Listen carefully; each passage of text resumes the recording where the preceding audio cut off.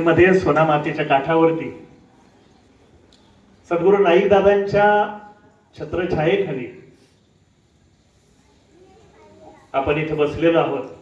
जी पुण्यभूमी सद्गुरू बाळकृष्ण महाराजांनी पुण्य पावन केली, जी भूमी राजहंस महाराजांसारख्या एका भागवताचार्यानं पुण्य पावन केली,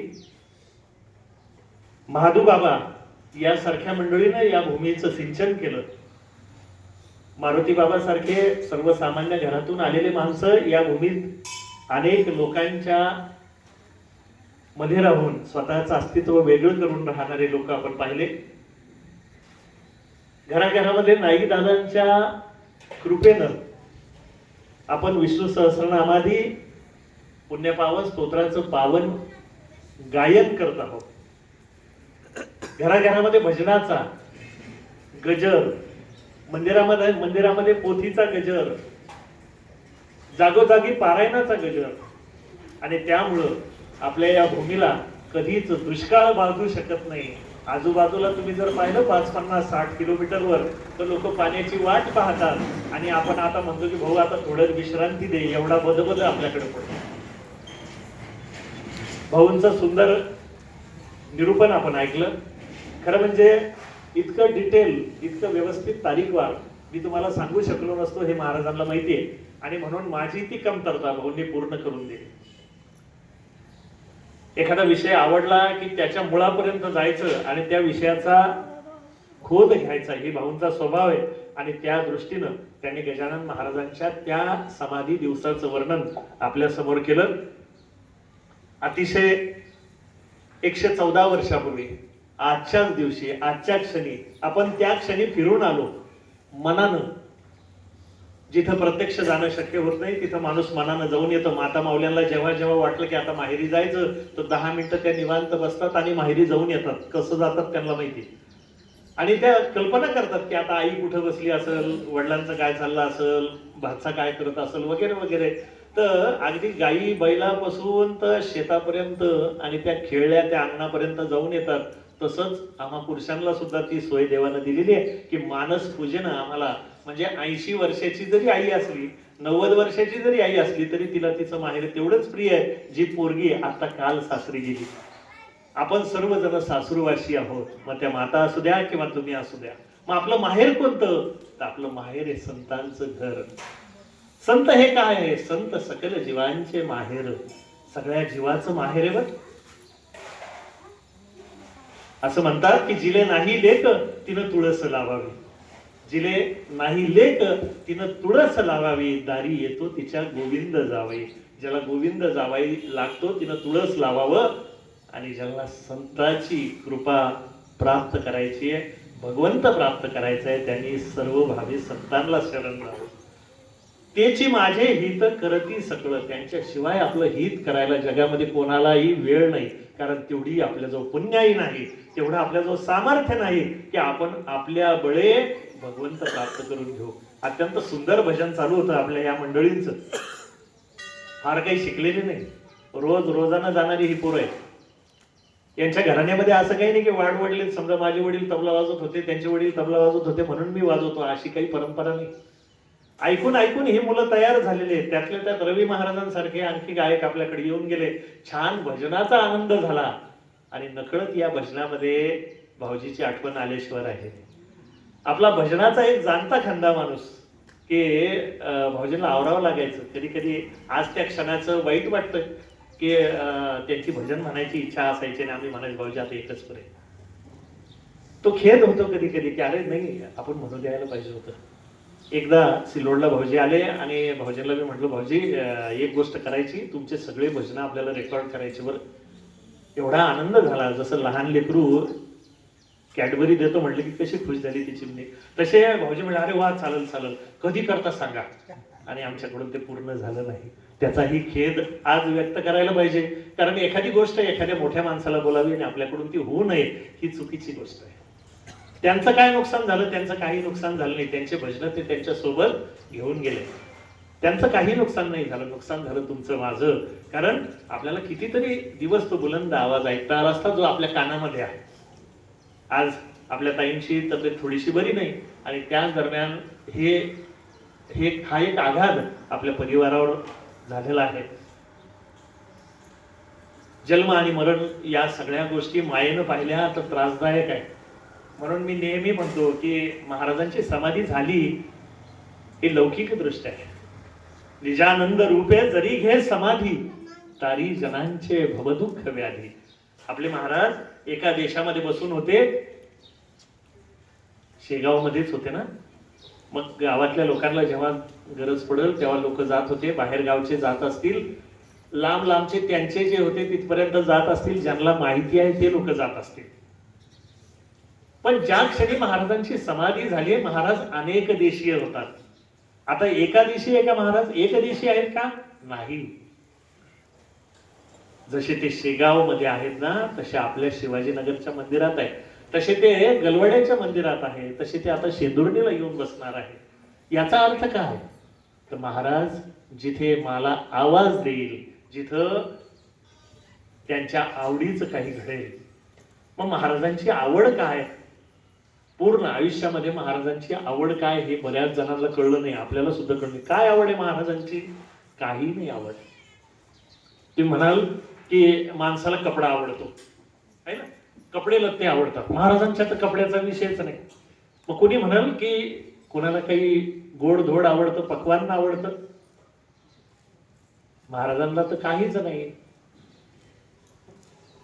ज्या गावामध्ये पहिल्यांदा आले आणि उष्ट्या पत्रावळी उकरड्यावरती गोळा केल्या, मोबदल्यात काय दिलं? लाखो लोकांच्या भोजनाची व्यवस्था करून दिली. संत आपल्या इथं पिंपळगाव हरेश्वरला गोविंद महाराजांच्या वंशामध्ये तोताराम महाराज होऊन गेले. गोविंदबाच्या वंशामध्ये संत तोताराम महाराज होऊन गेले. तोताराम महाराजांनी गोविंद महाराजांची पोथी लिहिली. सुदैवानं ती पोथी वाचायचं भाग्य मला मिळालं. त्या पोथीमध्ये गोविंदबाने एक वाक्य लिहून ठेवलं. बाकीची पोथी माझ्या काही पाठ झाली नाही, पण त्यातलं ते वाक्य मात्र त्या क्षणी पाठ झालं. एक 20 वर्षापूर्वी मी ती पोथी वाचली होती. त्यात गोविंदबाच्या चरित्र लिहित असताना सद्गुरु तोताराम महाराज असं लिहितात की संत जे घेती तन ते न देती, देव जे घेती तेची देती. लक्षात घ्या, संतांचं वाक्य आहे, खोटं असणार नाही. संत जे घेती ते न देती, देव जे घेती तेची देती.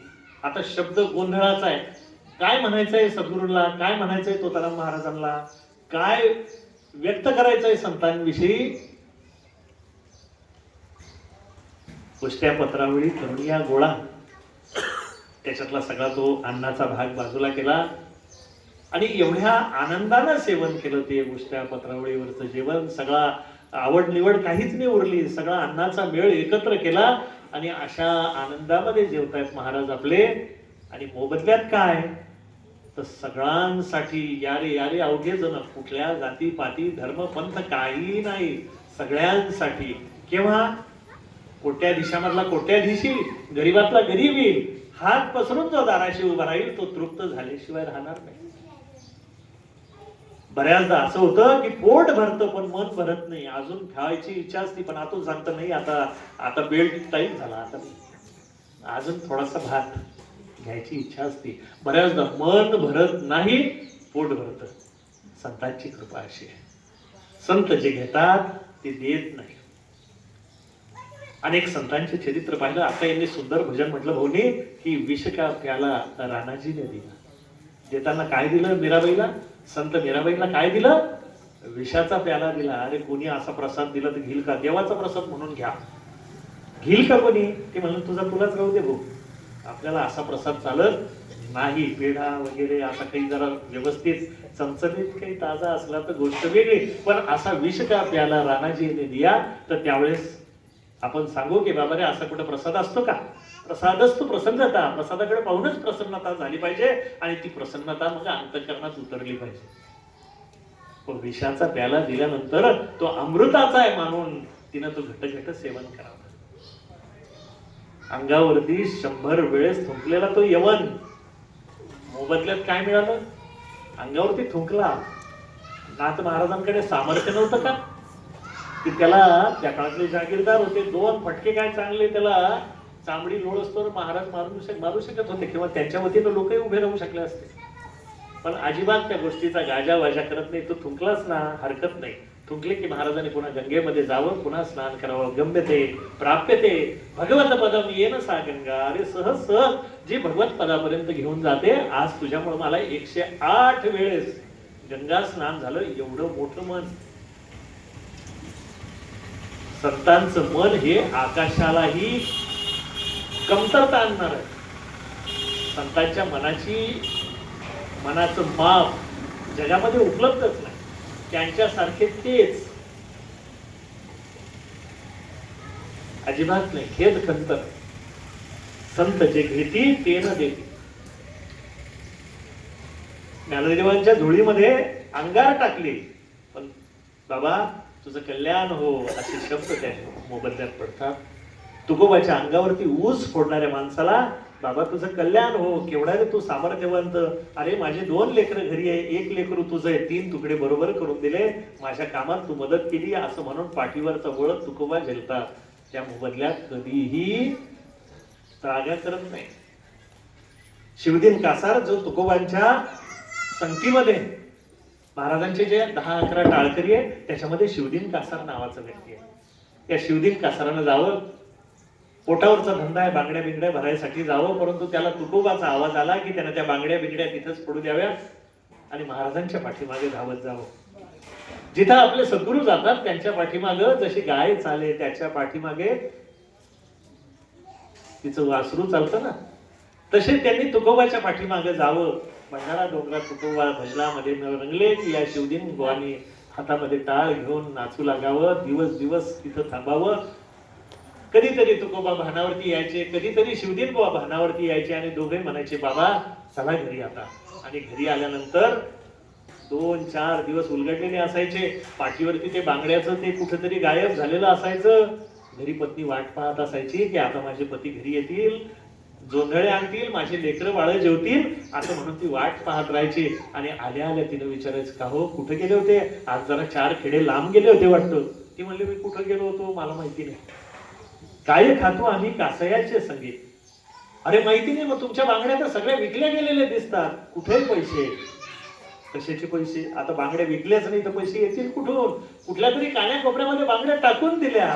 आणि संतांचे संगती मनोमार्ग गती आकळावा श्रीपती येणे पंथे. संसाराचा माथा घालून या शून्य वाढता हा भार. संसाराच्या नावानं शून्यच आहे. मग तिनं म्हणा कुठं गेला होता? म्हणले तुकोबा सोबत गेलो होतो. अरे त्या तुकोबाचं काय घेऊन बसला? मोठा जमीनदार माणूस, महाजन माणूस, सावकाराचं लेकरू, पण त्याला ही बंदी सुचली आणि त्यानं हे सगळं केलं. अरे आपण गरीबाच्या घरचे लोक, आपलं काम आहे का ते? कशाला जातात त्यांच्या संगती? तिनं सांगून पाहिलं प्रेमानं, तिनं सांगून पाहिलं रागावून, तिनं सांगून पाहिलं रुसून, तिनं सांगून पाहिलं भांडून. साम दाम दंड भेद कशाच काम येत नाही. पडिले वळण इंद्रिया सकळा. आता एकदा जीभ तुकोबाला विकली की सातत तुकोबा तुकोबा तुकोबा तुकोबा चालू राहायचं. अंतःकरणामध्ये ज्याला तुकोबा प्रसन्न झाला, अवघडे बरं तुकाराम प्रसन्न होणं. जगामध्ये ज्ञानदेव प्रसन्न होणं सोपं आहे, पण जगामध्ये तुकोबा प्रसन्न अवघड आहे. तुकोबा प्रसन्न झाले की अवघड आहे. काय जितू महाराज बरोबर आहे ना, तुकोबा प्रसन्न झाले की अवघड आहे. जितू महाराजाला झाले प्रसन्न झाला. विरक्ती आणि वैराग्याचं नाव आहे तुकोबा.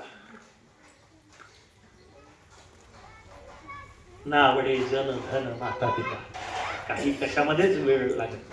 प्रारब्ध वशाने संसार चालू आहे. आणि मग एक तिला रागवला, म्हणे आता हा तुकोबाच्या मागे पळतो ना याचा काटाच काढते. आणि एक दिवस तुकाराम महाराज भंडारा डोंगरावरती चाललेले होते. माय जेव्हा प्रसन्न असते ना तर ती कोण असते माहितीये तुम्हाला? प्रभू रामचंद्राची आई कोण? बोला. कौसल्या माता. माय प्रसन्न असते तर कौसल्या माता. रागवली की मी काही बोलत नाही. आता तुम्हीच सांगा. मला कौसल्या माहिती होती तरी मी ते उत्तर तुमच्याकडून घेतलं. रागवली आणखी सांगता का? माय रागवली की आवडत. आज मायनं तो वसा घेतला आणि येऊ दे म्हणे. काय केलं असेल माहिती तुम्हाला? संत जे घेती तन देते. मला सांगायचं काय? संत जे घेतात ते देत नाही. आज रागवली आणि रागवल्या पोटी काय करावं तिनं? मोठे ढोणं आणले लाकडाची, घरी मोठं भांड होतं तांब्या बिंब्याचं काहीतरी असेल, आणि ते ठेवलं चुलीवरती. किती दिवसापासून ठेवलं माहितीये का? पहाटेपासून ठेवलं. या रस्त्यानं तुकोबा जातील, खळ खळ खळ खळ उकळत येते. त्या काळात काही गॅस लाईटचं बिल यायचं काही कार्यक्रम नव्हता. जंगल जवळच होतं. ढोणं लोटून लोटून त्याला उकळलं आणि तुकोबाला जाताना दिसलं. तिनं सांगितलं, बाबा थांबा. जसे आता भाऊने सांगितलं की गजानन महाराजांना, त्या नामदेव महाराजांना दर्शन द्यायचं होतं. आपले डोळे उघडे केले महाराजांनी याही अवस्थेत, आणि नामदेव महाराजांचं कोट कल्याण केलं. अतिशय आनंदाची गोष्ट आहे भाऊ आता की आपले जे किशोरजी व्यास आहे, हे किशोरजी व्यास राम जन्मभूमी ट्रस्टचे फार मोठे गोविंद भाई गोविंद गिरीजी, गोविंद देवगिरीजी. तर पूर्वीचं नाव किशोरजी व्यास, आता गोविंद देवगिरीजी. तर या महाराजांनी या नामदेव महाराजांचं जे दुर्मिळ साहित्य होतं, जे असंच पडलेलं होतं ना, हे सगळं आता संकलित केलं. कधी काळी आळंदीला गेले ना जितू महाराज, तर आठवण ठेवा, नामदेव महाराज शेगावकर त्यांचं ते साहित्य तिथं विक्रीला आहे. त्यानंतर माझं आळंदीला जाणं झालं नाही. जर जाल तर भक्त कसा असावा किंवा भक्ती कशी करावी, भक्ती रहस्य काय करावं यावर त्यांनी लिहून ठेवलेलं आहे. ज्या दिवशी त्याचं प्रकाशन झालं त्या दिवशीपासून तळमळ लागलेली आहे, परंतु संगती काही लागत नाही, लागेल लवकर. तर ते लिहून ठेवलेलं आहे. त्या बाईनं आवाज दिला, शिवदिन कासाराच्या बायकोनं, म्हणले बाबा या इकडे जरा उभे राहा. आणि एखाद्या निरागस लेकरासारखे तुकाराम महाराज भजनानंदामध्ये तिथे उभे राहिले तिच्या दाराशी. ही माऊली काय करते काय नाही पाहिलं नाही. ती घरामध्ये गेली, 2-4 मोठ्या गोधड्यानं बाजूला धरलं आणि पूर्ण ते तापलेलं पाणी होतं ना, उकळतं पाणी, ते तुकाराम महाराजांच्या अंगावरती ओतलं.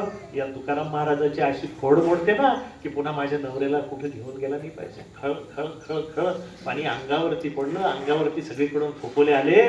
तुकाराम महाराजांनी त्या अवस्थेमध्ये, विदेही संत असणाऱ्या तुकाराम महाराजांनी लिहून ठेवलं की जळे माझी काया लागला वनवा, ढावरे विठ्ठला माय बाप्पा. देवा मला माहिती नाही, हिचं काही नुकसान नाही बाबा, हिचं काही अकल्याण करू नको, पण माझी काया जळते आणि मला तो वनवास सहन होत नाही. ढावरे विठ्ठला माय बाप्पा. पांडुरंगाला तो वरचा हांडा तसाच धरला असेल, गंगेमध्ये महाराजांना घेऊन गेले असतील, चंद्रभागेमध्ये त्यांना डुबवून आणला असेल, काय झालं माहिती नाही. पण पुढच्या 15-20 मिनिटात तुकाराम महाराज असे शांत उभे जसं काही झालंच नाही.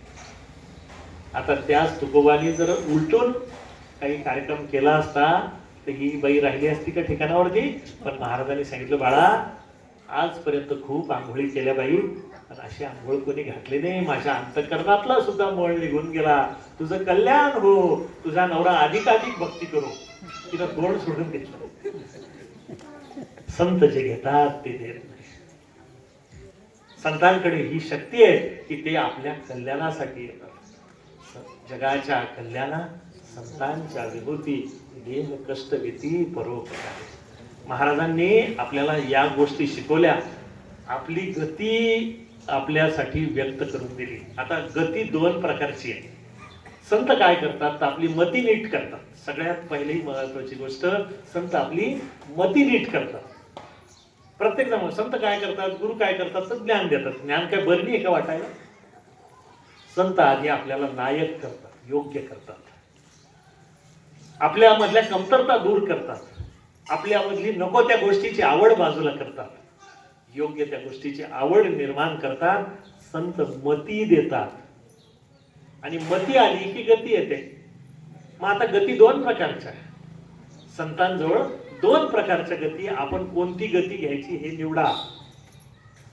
ते म्हणाल 2 प्रकारच्या गती कोणत्या? फॉरवर्ड आणि रिव्हर्स? नाही, त्या नाही. संतांजवळ 2 प्रकारच्या गती आहे. एक गती आहे आडवी गती, पसरलेली गती, आणि एक गती आहे ऊर्ध्व गती. संतांजवळ 2च गती आहे. एक गती आडवी. आपण असं म्हणतो की थोडंसं पुढे चाललो ना, आता आभाळ टेकलेलं जे दिसतं त्याला आपण क्षितिज असं म्हणतो. 4 पावलं 10 पावलं आपण चाललो. जसं नेमगावच्या लोकांना सोयगावला आभाळ टेकलेलं दिसतं, सोयगावच्या लोकांना जंगला तांड्यावर आभाळ टेकलेलं दिसतं, जंगलात राहण्याच्या लोकांना पर्दापूरला आभाळ, आयुष्यभर चाललं तरी आभाळ पुढं पुढं चालतं. ही आडवी गती. आणि एक गती आहे ती ऊर्ध्व गती. संतांजवळ संतांची अपेक्षा असते की आपल्याकडे येणाऱ्या लेकरांना ऊर्ध्व गतीनं जावं. संतांच्या सावलीमध्ये जे बसतात त्यांनी ऊर्ध्व गतीनं जावं. पण आपली आवड असते आडव्या गतीची. मग तुम्ही म्हणाल आडवी गती काय? तर आडवी गती ही प्रपंचाची गती आहे. विस्तार, घरदार, शेतीबाडी, मुलं बाळ, त्यांचे लग्न, मग त्यांच्या पोरांचे लग्न, आणि त्यांना पुरेल एवढं कमवून ठेवणं ही आडवी गती. नाही अजून थोडंसं होऊ द्या मग, अजून थोडंसं होऊ द्या मग, असं म्हणता म्हणता केव्हा कावळा शिवतो ते कळतच नाही. ही आडवी गती. आणि एक गती आहे ती ऊर्ध्व गती. ऊर्ध्व गती दोन्हीला अंत पार नाही बरं. ऊर्ध्व गती अशी आहे की अडाणी, अशिक्षित, अज्ञानी व्यक्तीला आपणा सारिखे करती तात्काळ, नाही काळ वेळ तया लागेल. प्रपंचाची कमतरता पण दूर करून देतात, पण त्याला परमार्थाची गती देतात. म्हणून संत हे विशेष आहे. काही लोकांनी संत म्हणजे कोणाला म्हणावं, तर अतिशय सोपी व्याख्या संतांची केली की जो भूतकाळाचा आणि भविष्य काळाचा दोन्हीचा वेध आपल्याला घ्यायचा आहे. तर भूतकाळातली दुआ, भूतकाळातली दुआ, दुआ म्हणजे आशीर्वाद, भूतकाळातली दुआ, मागच्या काळातला आशीर्वाद, आणि भविष्य काळामधला दिवा. दोन्ही ठिकाणी वावा शक्य आहे. संत काय आहे तर भविष्य काळातला दिवा आहे, पण भूतकाळातला दुवा आहे. जसं भाऊ म्हटले की 114 वर्षापूर्वी आपल्यापैकी बहुतेक जण शेगावला हजर असतील, म्हणून तर आज या चटईवर बसायचं भाग्य मिळालं. काय भाग्य असेल ना त्या लोकांचं, काय कळालं असेल ना की तो साक्षात अनंत कोटी ब्रह्मांड नायक त्यांनी डोळ्यांनी पाहिला, त्याला स्पर्श करता आला, त्यांना त्याच्या हातातून प्रसाद घेता आला, त्याच्या हात त्यांच्या मस्तकावर फिरला, काही मार्गदर्शन त्यांना मिळालं. अरे बाळा असं करू नकोस, असं कर. संत काय करतात, आपल्याला योग्य ते मार्गदर्शन करतात. संतांचं मार्गदर्शन अगदी थोड्यात असतं, अगदी सहज दाखवतात ते नकळत, आणि त्या नकळतच आपली आयुष्याची गती सुधरून जाते. सामान्य जीवा अगदी घरातला, आता ह्या नवीन पुरी स्वयंपाकाला लागल्या, मग लाडू करायचे, मग लाडू करता करता पाक कडक झाला, तिच्या असं लक्षात आलं की आता हे सासूला कळल, नंदेला कळल, तापदायक होईल, आणि सगळ्या गावात माझे हे दगडी लाडू प्रसिद्ध होतील. म्हणून ती पोरगी काय करते, कोणाला विचारू? मग ती विचारते तिच्या गावची एक मावशी आहे बाजूला, तिच्या माहेरशी. मग ती तिला फोन करते, मावशी गडबड झाली, काय झालं? म्हणे बाई मी ते लाडू केले होते ना, तर ते जरा दगडी झाली, आणि ते खलबत्त्यात ते काही फुटायच्या लायकीची झाली नाही, काय करू? ती म्हणली बाई एक काम कर ना, थोडासा दुधाचा हक्का मार त्याच्यावरती, मग ती नरम होती. मग तिनं काय केलं, दूध घेतलं, हा जमलं, लाडू नरम झाले, काम झालं ना तिचं. संत नेमकं हे काम करतात. अरे थोडा दुधाचा थपका मार, प्रपंच बिघडला ना, बिघडला तर हरकत नाही, घाबरू नको, संकट आले ना घाबरू नको, थोडा दुधाचा हक्का मार. मग दूध काय तर नामाचं दूध आहे.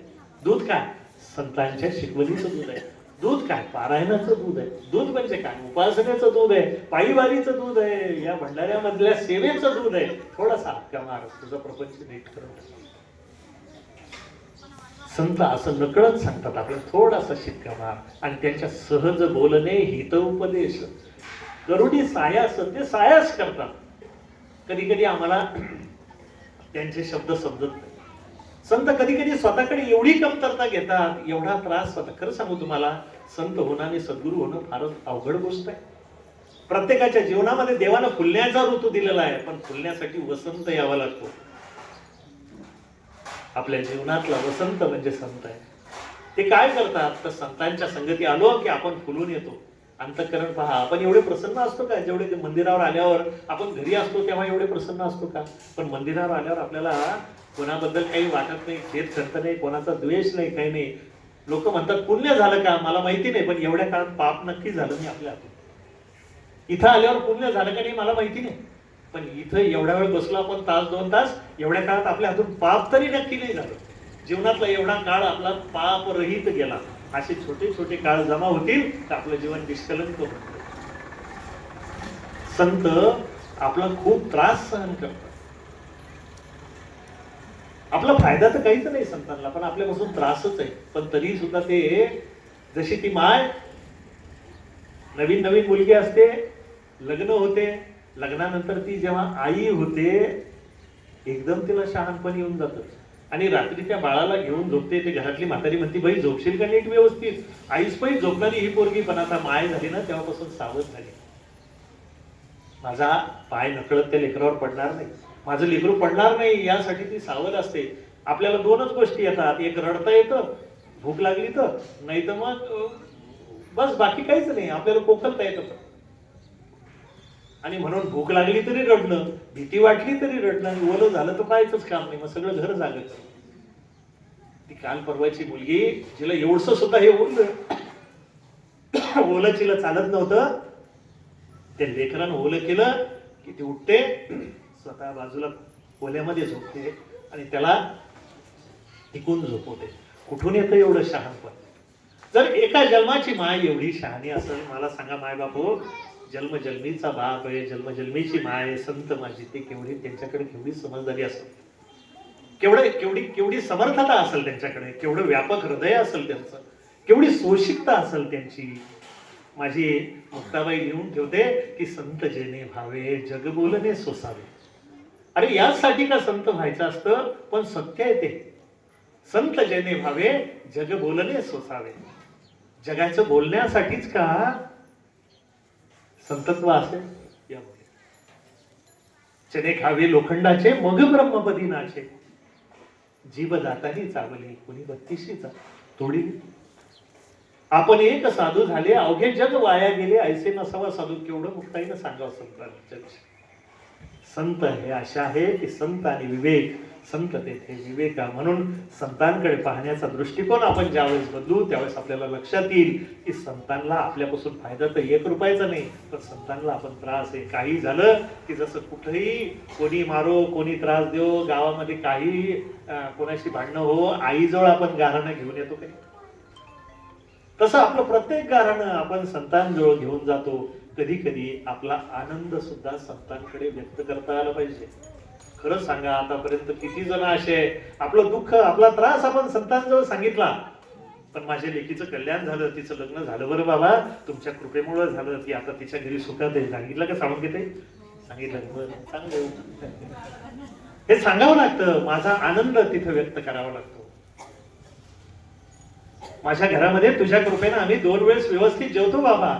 आणि कोणी याच्यात कोणी आला ना उपाशी, तर माझ्या घरामधले लोक असे आहे की त्याला जेवू घालतात. बरं, घरामध्ये धान्य भरपूर असलं म्हणजे जेवू घातलं जातं असं नाही.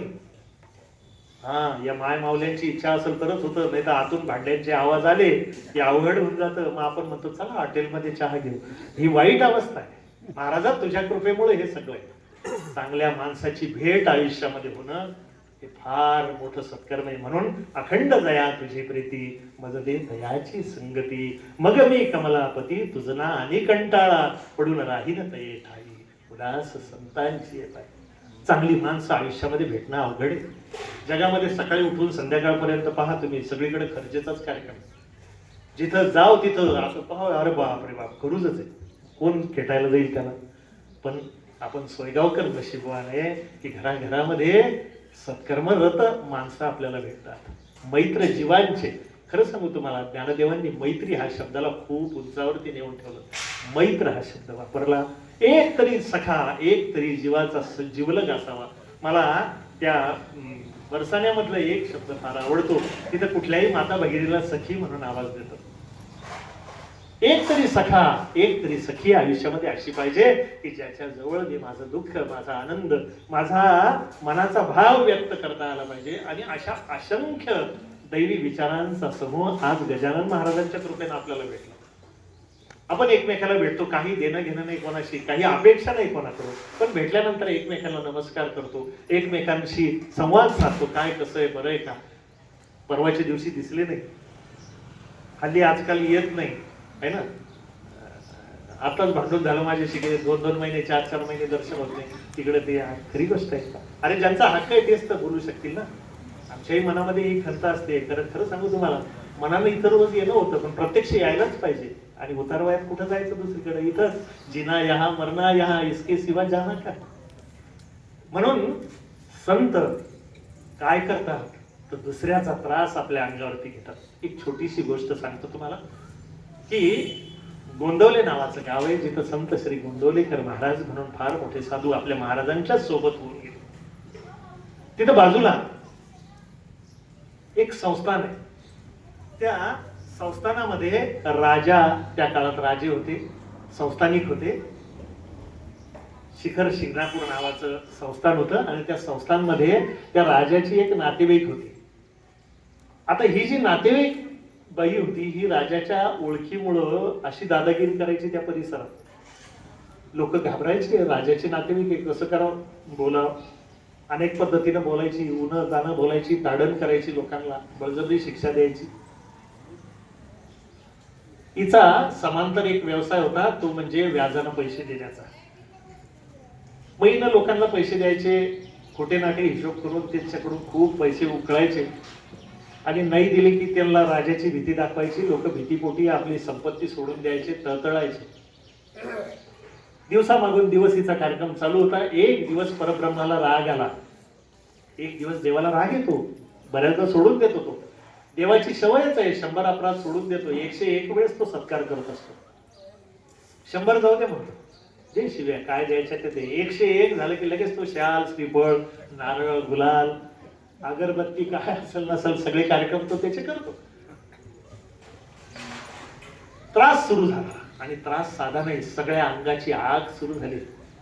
एवढी आग की जणू काही तापल्या तेलात तिला बुडवलं का काय असं व्हावं. तळमळ तळमळ जीवाची, जीवना वेगळी मासळी. तैसा वेगळं तुकाराम महाराज वेगळ्या अर्थानं तळमळत होती, पण ही वेगळ्या अर्थानं तळमळत होती. आणि रोज तिची रात्रभर तिनं दिवसभर काय करावं तर अंगाला कपडे बांधून चालत नव्हतं. अंगावर पोते घ्यावे आणि त्या पोत्यावरती घागरीच्या घागरी ओतून घ्याव्या आणि त्याच्यात पडावं. पुन्हा 10 मिनिटांना आग सुरू व्हा, दुसरं पोतड. अशा पोतड्यामध्ये राहायला लागली. अंग पांढरं पडायची पाळी आली, पण अंगाची आग जात नव्हती. कर्म करताना काही वाटत नाही. आमिष गिळता सुख वाटे, ज्ञानेश्वर महाराज लिहून जाते की त्या गळाला लावलेलं ते जे आमिष आहे ना, ते मोठा आ करून तो मासा गिळायला जातो तेव्हा त्याला बरं वाटतं, आयता नाश्ता भेटला. आणि जेव्हा घसा फाटतो तेव्हा तो म्हणतो अरे बापरे काय झाले. अंगाची आग सुरू झाली आणि आग सुरू झाल्या तर काय करावं काय नाही, तळमळ तळमळ. सगळे डॉक्टर, वैद्य, हकीम काय असेल नसेल झालं, कशानच आराम पडेना. आणि त्या जळत्या अंगाला घेऊन ती इकडे तिकडे सैरावारा पाहत होती. तिचा व्यवहार विसरला, घरदार विसरलं, खाणं पिणं विसरलं, वेडी झाली. घरातले लोक नियमानं गोंदवलेकर महाराजांच्या दर्शनाला यायचे. तो जो राजा होता तिथला, तो राजा नेहमी दर्शनाला जायचा. आणि तिने म्हटले कुठं चालले, तर म्हटले राजाच्या दर्शनाला चाललो. का यांना महाराजांच्या दर्शनाला चाललो. काय करतात महाराज, करील ते काय नोहे महाराज. अरे माझे महाराज काय करणार नाही, त्यांच्या अंगी एवढं बळ आहे की ते काही करू शकतात. जर समाधी अवस्थेत डोळे उघडून ते नामदेव महाराजांकडे पाहू शकतात.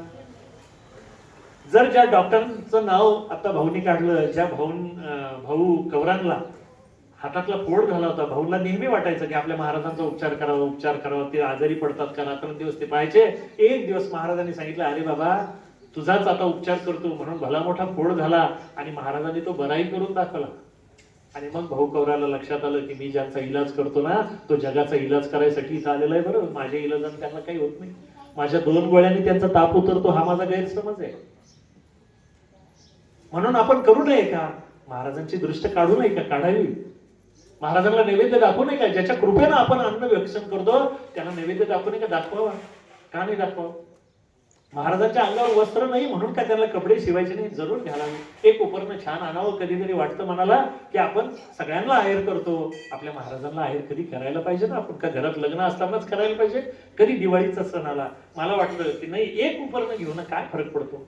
मग महाराजांना पांघरावं का, माझ्या पांघरुणा करता महाराज बसलेले. पण एक मुलगा जसा आपल्या बापासाठी करतो, एक लेक आपल्या बापासाठी करतो ना, तसं आपल्या महाराजांसाठी आपण केलं पाहिजे. महाराजांना काय आवडतं, त्यांना जे आवडतं ते करून भले आपण कोणाला देऊ, पण करावं ना. एखाद्या दिवशी निवांत महाराजांना निमंत्रण द्यावं ना आपल्या घरी. बाबा आज काही म्हणा, तुम्ही कुठं अनंत कोटी ब्रह्मांडाचे मालक आहे मला माहिती आहे, तुमचे भक्त मोठे मोठे मला हेही माहिती आहे, तुमचे श्रद्धावान तुमची उपासना करणारे कितीतरी मोठे मोठे गोष्टी आहे, मी त्यांच्या प्रसंगाला सुद्धा नाही.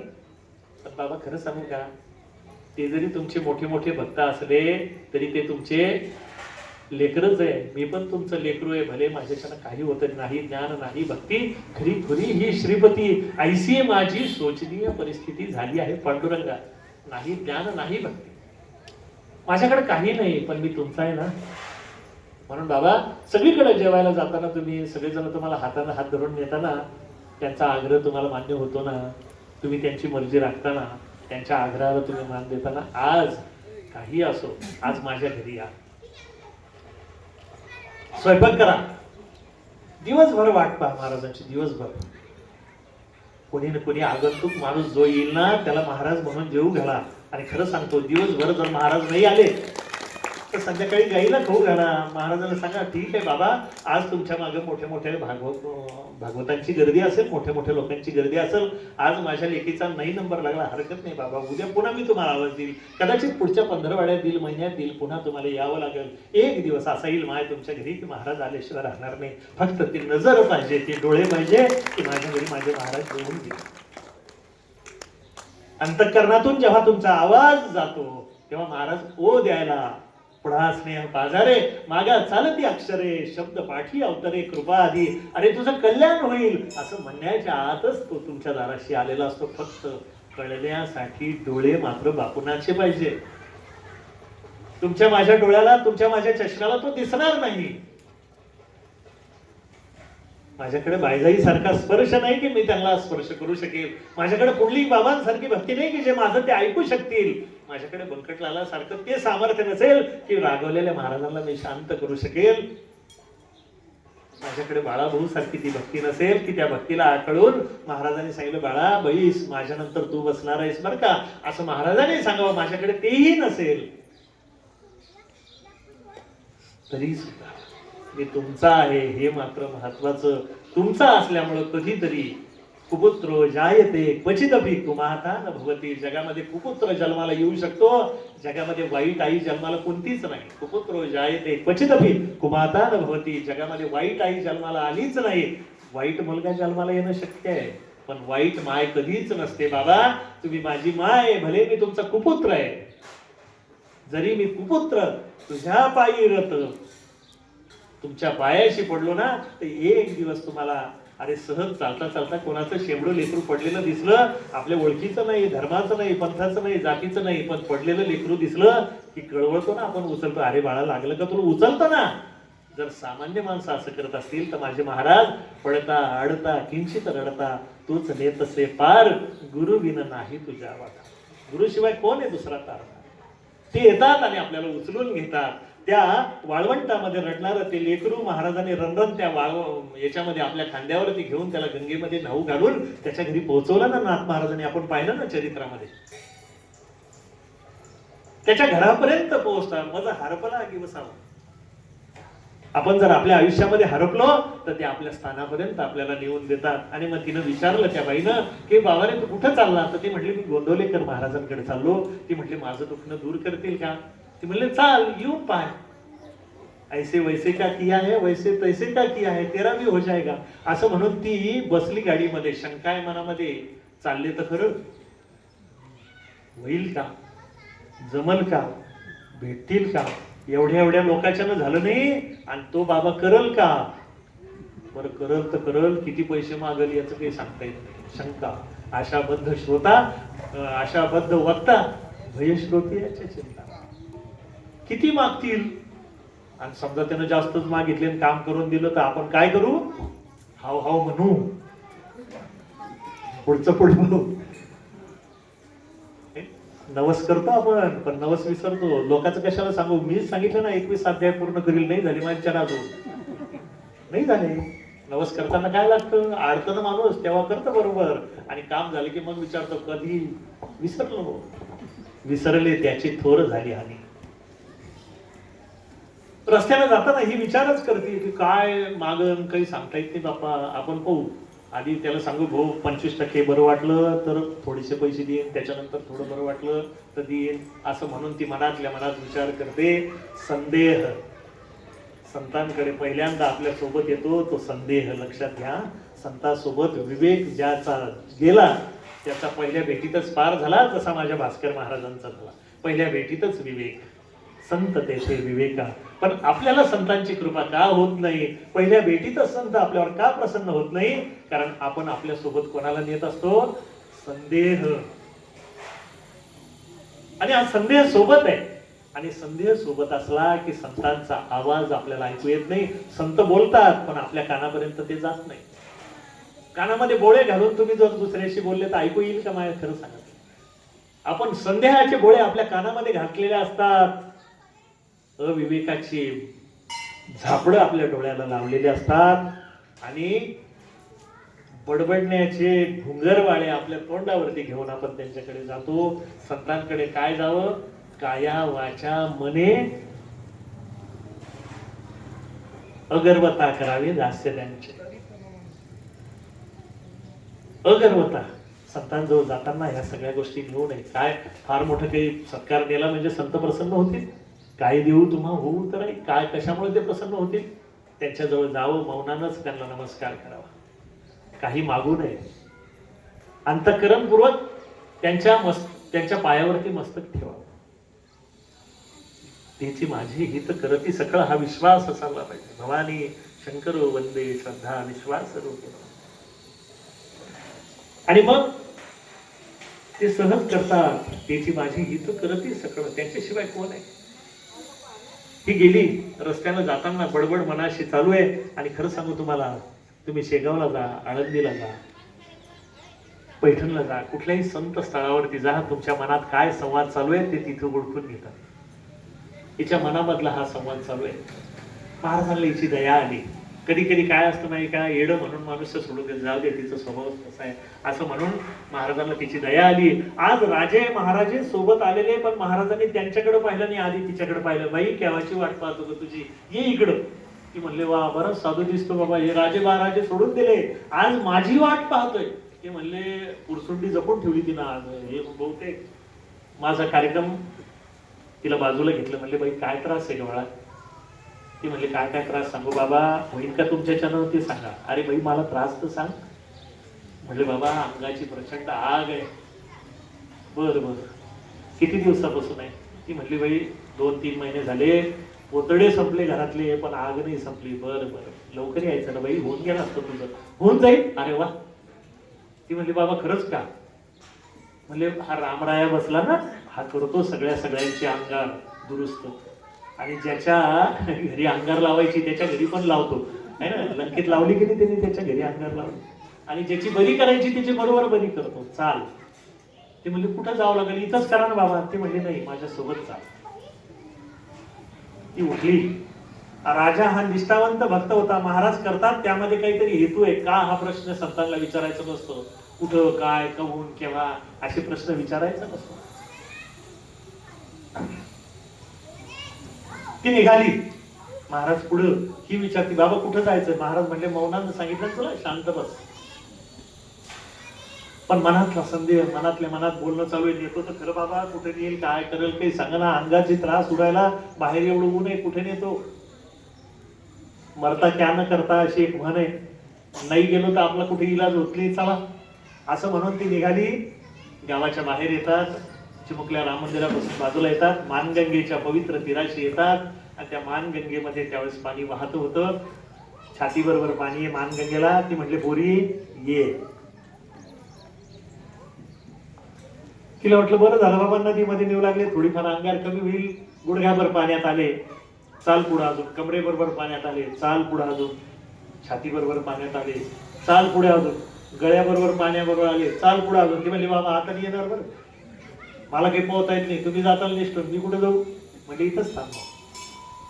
आणि महाराजांनी तिला सांगितलं बाई दुखणं दुरुस्त करायचं आहे तुझं? तर म्हणले हा बाबा. मग दक्षिणा द्यावं लागेल ना बेटा? ती म्हणजे हा, याची चिंता होती मला. मग गावात सांगायचं ना इतक्या लांब चाल इकडं चाल तिकडं असं करून. ती म्हणले नाही, 4 चौघात एकच मागता येणार नाही, अशी दक्षिणा तुला द्यावं लागेल. ती म्हणली बाबा मी गरीब माणूस आहे, माझ्याकडे काय आहे काय नाही. ते म्हणले नाही, दक्षिणा तर द्यावं लागेल, त्याच्याशिवाय काम होणार. काम कधी होईल? म्हणजे आज आत्ता ताबडतोब. नक्की होईल का? म्हणले हो होईल, रामराया करेल. ती म्हणली थोडेच मागा बरं, माझ्याकडे मी एकटं कशी लोकांकडे राहते, असं आहे तसं आहे. ती म्हणली थोडी नाही, पुरं द्यावं लागेल. मागा तर खरं मग द्यायचं का नाही ठरवते. हा चालतं. आणि महाराजांनी तिच्या पुढे ओंजळ केली. प्रभू रामचंद्राचा तिला सांगितलं की बाई, प्रभू रामचंद्राचं स्मरण कर, माझ्या मारुतीरायाचं स्मरण कर. तिला स्मरण केलं आणि तिला सांगितलं की माझ्या ओंजळीमध्ये या मानगंगेचं 3 ओंजळी पाणी टाक आणि म्हण की बाबा माझं पाप तुम्ही घ्या, म्हण माझं पाप तुम्ही घ्या, म्हण माझं पाप तुम्ही घ्या. ती म्हणली अरे सोपी गोष्ट आहे. खरं सांगा, असं कोणी जर गावामध्ये दुकान टाकलं तुमचं पाप घेतलं जाईल तर नंबर लागतील ते पहिले आमचं घ्या, जे असेल ते जे असेल ते तुमचं तुम्ही पहा, तुमचं काही होत तिकडं. आणि हिला तळातळ तळातळ असं म्हणा ना बाबा तुम्ही. 3 काय 140 रुपये, चांगलं काही हरकत नाही. तिने घेतलं आणि ओंजळ, तिला अशी ओंजळ जड लागली सुरुवातीला. ती म्हणली पाणी एवढं जड कसं काय या नदीचं?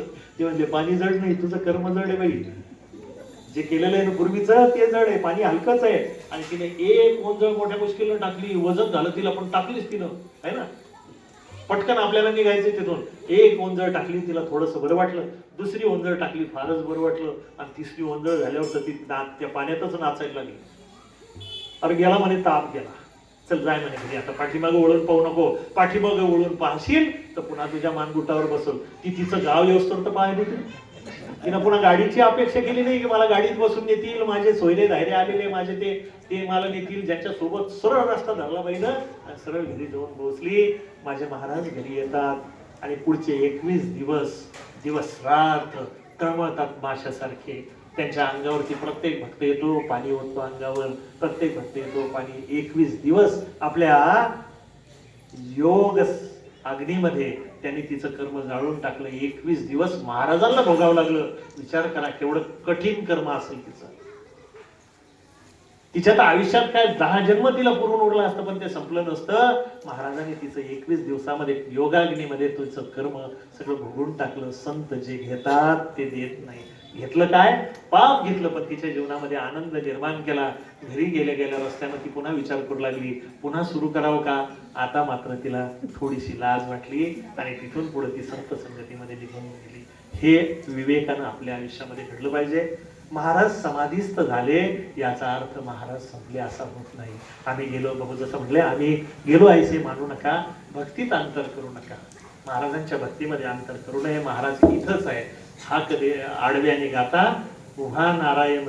आडव्यानं जरी पडले तुम्ही त्यांना आवाज देताल तरी ते ओ म्हणायला तयार आहे. पुढा स्नेह बाजारे, मागा चालती अक्षरे, शब्द पाठी अवतरे कृपादी. त्यांची कृपा ही आपल्यावरती वंश परंपरेनं असावी, केवळ आपल्या एका जन्मापुरती नसावी. कुठल्या तरी जन्मामध्ये आपण त्यांच्या लायक होऊ.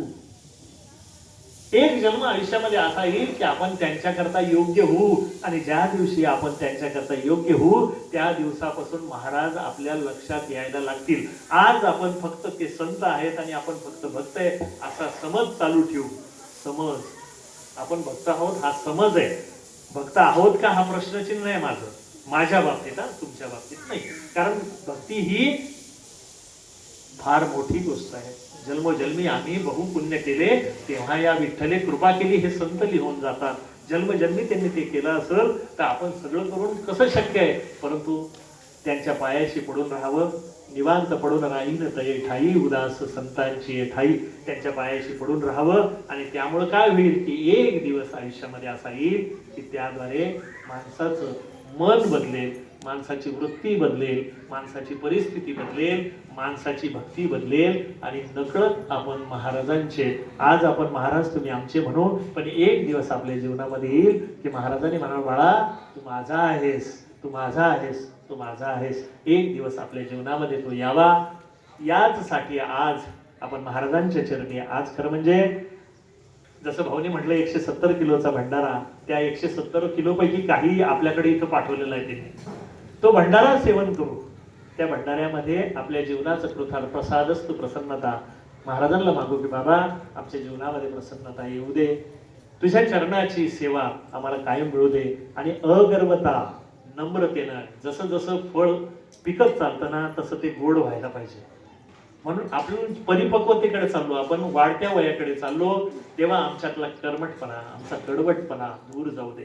आमच्यामध्ये गोडवा येऊ दे, आमच्यामध्ये नम्रता येऊ दे. तो समोर माझ्याशी जो बोलतो ना तोही महाराजांचा आहे असं समजून माझ्यामध्ये बोलण्याचा भाव येऊ दे. ही काही माझी देण्या घेण्याची, प्रॉपर्टीची, शेताची, विहिरीची किंवा बंधाऱ्याची गोष्ट नाही. ही भक्तीची गोष्ट आहे. त्यामुळं परस्परम भावयन्ते, आम्ही तुमच्या भावाला नमस्कार करायचा, तुम्ही आमच्या भावाला नमस्कार करायचा आणि आपण दोघांनी मिळून महाराजांना नमस्कार करायचा. ही वृत्ती आपल्यामध्ये यावी, जेणेकरून त्या बाईचा जसा अंगार बरा झाला तसा आपल्या जीवालाही अंगार आहे. अनेक अंगार आपल्या भोवती पण आहे, हळूहळू ते अंगार दूर व्हावे अशी प्रार्थना आपण आजच्या दिवशी करू. ऋषीपंचमीचा सण पावन आहे. कुणीही असं समजायचं नाही की महाराज समाधीस्थ झाले, अजिबात नाही. महाराज येथेच होतो, येथेच राहीन. प्रेम पाहना वाजवीत कृष्ण सखा, नका हो उदास उदास कुणी, बैसली येऊन माऊली येते. आपले मित्र महाराज अनंत काळाकरता, आपल्या पिढ्यानपिढ्या करता येऊन बसलेले. त्यामुळे कोणीही असं मनामध्ये आणायचं नाही की महाराज समाधीस्थ झाले. महाराज आहेच आहे आणि त्या महाराजांना आपण वंदन करूया आणि आजची झालेली ही सेवा महाराजांच्या चरणी अर्पण करूया. यात जे जे काही चांगलं असेल, जे तुमच्या मनाला भावलं असेल, तो माझ्या सद्गुरूचा प्रसाद आहे, तो घरी घेऊन जा. नक्कीच ते तुमच्या जीवनामध्ये कल्याण आणतील. यात जे चुकीचं असेल तो माझ्या बुद्धीचा दोष आहे, तुम्हाला परत करा. झालेली सेवा सद्गुरू चरणी अर्पण करतो. माझ्याकडे एक कागद पाठवला, मला माहिती नाही काय नेमकं ते काय करायचं.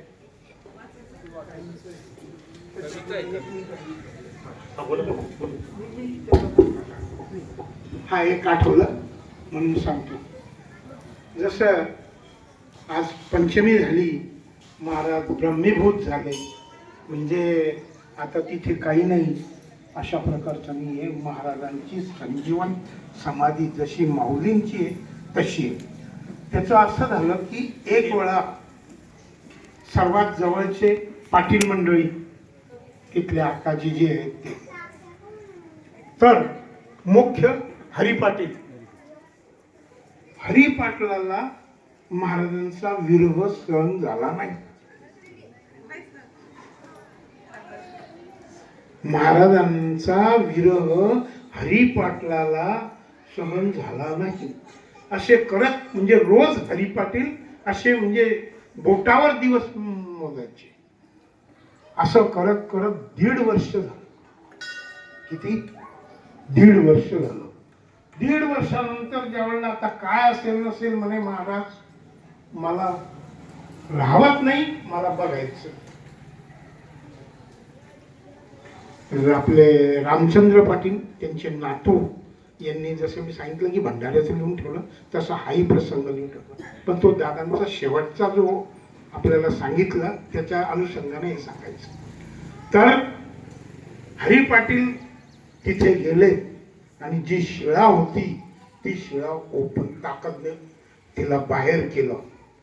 ज्या ठिकाणी महाराजांना 1.5 वर्ष आतमध्ये संजीवन समाधी दिली होती, त्यानंतर डोकावून पाहिलं तर जसे त्यावेळी दिलेले होते तसेच बसलेले महाराज होते. शेजारी समाई चालू होती आणि ताज्या फुलं महाराजांच्या समोर होते. त्यानंतर हरिपाटलाचं मन तृप्त झालं की महाराज शेगावमध्येच आहे, इथेच आहे, ही भावना त्यांची पक्की दृढ झाली. आणि तिथून पाटलांच्या घराण्यावर मग महाराजांची पहिल्यापासूनच कृपा होती. आज जे वैभव आहे त्याचं फाउंडेशन हरिभाऊ पाटील हे होते.